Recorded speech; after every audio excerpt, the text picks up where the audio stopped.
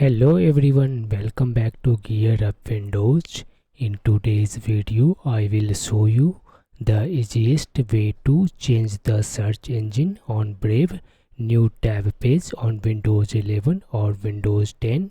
If you are using Brave, you might want to switch your search engine to Google, DuckDuckGo or something else.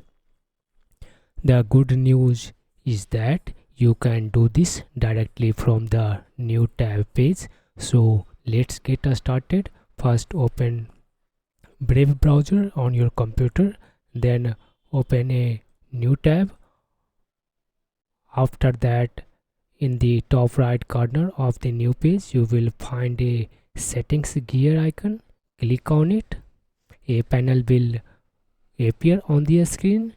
Now switch to the search tab, and here you can choose your preferred search engine from the list. So for here I will choose this one Google and uncheck this one Brave. After that,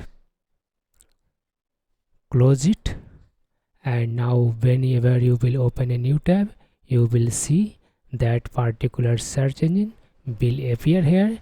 In case you have selected more than one search engine, by clicking on its icon you can choose another search engine. That's it.